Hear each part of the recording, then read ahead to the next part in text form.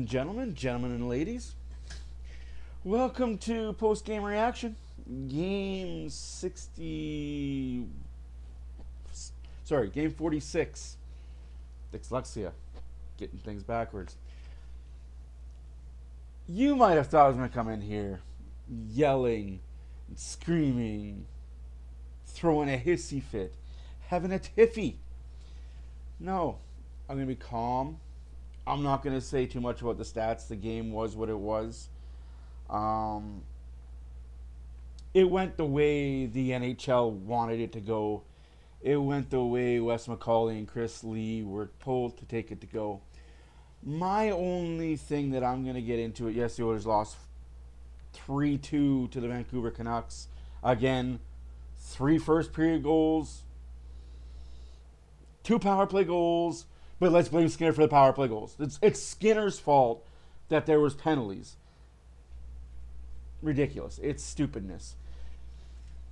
Hughes scores, Heinen scores, Hughes scores. Draisaitl scores, and Draisaitl scores. 1 goal on the power play, 3rd period.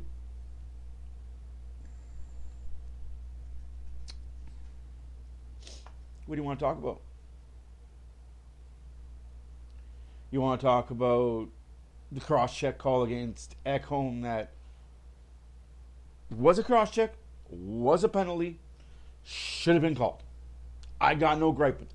I got no gripe with what was called. What I've got the gripe with is the NHL purposely put the 2 most experienced officials in this game. Why did they do that? Because they knew it was going to be a shit show. They knew that the Vancouver Canucks suck a lot of fucking you-know-what. And the Oilers are high right now. The Oilers, with the win, first place in the Pacific. So they knew, coming after what happened in the playoffs last year, you need to put the 2 best officials you have on your roster in this game to stop the bullshit from happening. No, what did the 2 officials do? They took it upon themselves to be the show, the center of attention. They took it upon themselves to be the deal. I got some bad news for the Vancouver Canucks. Some real bad news for the Vancouver Canucks. You better hope that Connor McDavid was suspended. And you better pray he doesn't play on Thursday. I do not condone what Connor McDavid did at all. What he did, he crossed the line. I love the fact that he crossed the line, but I don't condone the fact that, like, I'm 2 swords here. I'm the double-edged sword. I like the fact that he finally stuck up for himself in this instance about being held, tackled twice. He got up and he's like, you know what? Fuck this. If the refs are not going to call you tackling me all fucking game, the refs called Ekholm for a cross-check that broke his stick. Fine and dandy, fucking hoo-ha, call it good. But late in the 3rd period, the same exact fucking thing happens where a Vancouver Canuck player 2-hand cross-checks Hawkins in the corner.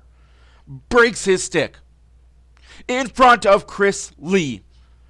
You guys see my eyes how they're cross-eyed? Yeah, that's how Chris Lee looks all the fucking time. Go take a picture of him. Go look at a picture of Chris Lee. The guy couldn't see 3 feet in front of him. But he's the best NHL official they have right now. So Vancouver player cross-checks. Empty net for the Oilers. Arm should have went up. Should have been a power play for the Oilers. Nope. Play on. Okay? I'm good with it. Play on. All right. Last minute of the 3rd period. Absolutely. All is fair. Play on. McDavid gets tackled in the middle of the ice. Tries to get up, and the guy hauls him back down. Right. Because that's spirit of the game. That's what you're not calling. So then McDavid gets up and 2-hand cross-checks the little bitch Garland in the face.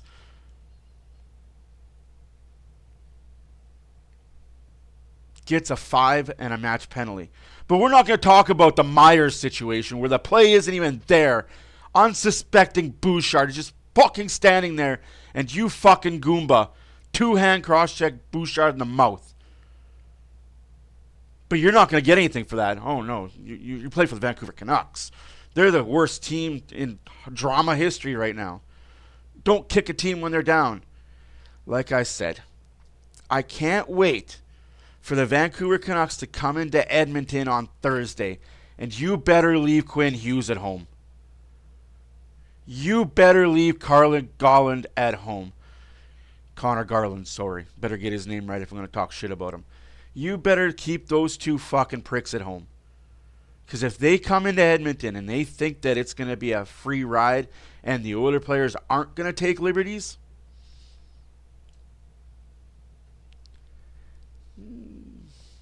you better hope the Oilers players don't take liberties. You better hope that the NHL sends a memo to the Oilers on Tuesday, on Monday, on Wednesday, and Thursday morning saying, hey, we have eyes on this game.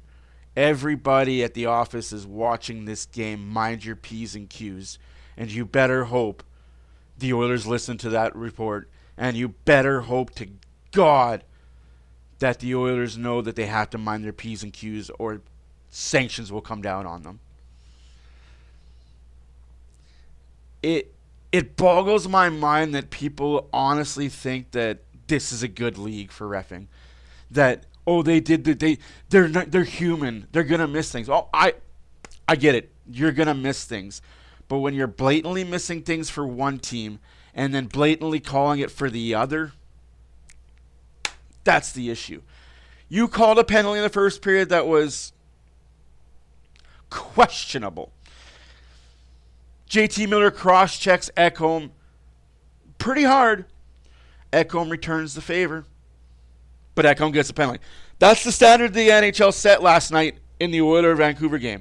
That was the standard that Cuss, McCauley, and Chris Lee set. We are going to call the ticky-tack bullshit. You set that precedent by calling that first one. But then you let it all go. And then you let it all go. And then you let it all go. And then it escalated. So what happened to Connor Garland last night is on Wes McCauley, Chris Lee, and the league as a whole. That could have been nipped. That could have been squashed. That could have never happened. And it should never have happened. But you two Goombas that call yourself officials out there, you lost control of the game in the second period. No, you lost control of the game in the first period when you let one team run ragged and roughshod and you handcuffed the other. There's an old saying that I was told as a kid. Somebody hits you, turn the cheek. All right. Somebody hits you again, they better be prepared to be swinging. You can only take so much of the hitting before you become the aggressor. And of course, now that you're the aggressor, you're the bad guy. Not the dipshit that has pushed and pushed and pushed. No. Because you retaliated at the very end, you're the bad guy. Like I said, I don't condone how McDavid did it, but I understand why he did it. Do I fully expect him to be suspended for a minimum 3 games? Absolutely. I am not going to sit here and say that's a perfect play, no fine, no suspension. No. I'm one of those guys. I am fully aware that Connor McDavid will be suspended for minimum 3. I'm okay with that. And for all those that think, now that Washington's coming into town without Connor McDavid, Washington's going to mollywop. Nip that shit. Nib it. If the Oilers can't win without Connor McDavid, then you're proving the stereotype, you're proving the narrative, you're proving the hearsay, the chatter behind your ear about the Oilers are a one-man team. If the Oilers can't win without Connor McDavid for 1 or 2, maybe 3 games, then they're proving everybody right that this is a one-man team and they're no good without McDavid. I don't believe that for a second. I think the Oilers can go on a really good string of wins without McDavid. But like I said, If he gets a fine or a suspension, Myers better get a match to that suspension or longer. Because what he did was way dirtier than what McDavid did. And it sucks that we're not talking about another comeback. We're not talking about how good the Oilers played for the second and third period. We have to talk about this bullshit that happened at the end of the game. Because two officials can't control an NHL game that they were assigned to for the purpose of controlling the NHL game. Why do you think why do you think they were assigned to this game? Because they were the two senior officials. The league knew it was going to happen. The players knew it was going to happen. The fans knew it was going to happen. And it happened. Because two numbskulls let it happen. Good thing that everybody else around the Oilers blew up and lost. Because, hey, Oilers didn't lose ground. They didn't gain ground. We're back on Tuesday with the Washington Capitals in town. I'll see you then. Thank you for listening to my rambling. I know I sound bitchy and whiny. It is what it is. We will see you guys Tuesday. Thank you for watching. Oh, wait, no.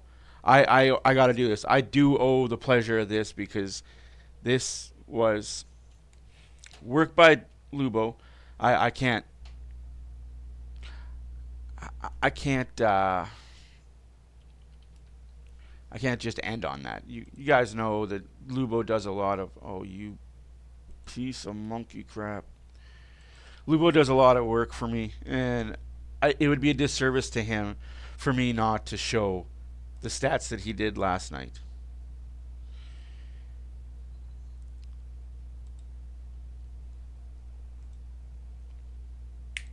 So here you go. Here's Lubo's stats from last night. Oilers in Vancouver, January 18th, 2025, 3-2 loss. Leon Draisaitl was 23-42, 1750 production, 738 rating. Stuart Skinner played 57 minutes and 39 seconds, 2873, 498 rating. Noah Philp, 10 minutes, 17 seconds on ice, 450 production, 438. Congratulations to Noah Philp on making it to the top three so quickly. Yes, I loved what Noah Philp did, and we didn't really talk too much about Noah Philp, and it's kind of a good thing when players don't get noticed, because that means they're not doing too much and they're not doing bad. They're not doing anything good, but they're not doing anything bad to get noticed. Troy Stetcher last night, same thing. Ty Emberson definitely got noticed last night. Love that, love that, love that. But anyways, guys, thank you for watching. My name is Matt for OilersFanReaction. Please leave a comment. I don't care what you guys comment. Leave a comment. If you watch this video for 5 minutes or you've watched it for the entire 13, leave a comment telling me that I'm a wackadoo. I respond nicely. I take criticism well, if it's warranted. And I agree I may sound like a homer and a little baby. I completely understand that. And if that is how you feel, let me know in the comments. Let me know your thoughts, guys. Am I overreacting and thinking that this game got out of hand because two referees let it?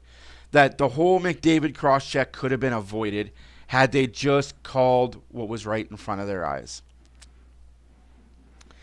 You be the judge. I'll see you guys on Tuesday. Deuces.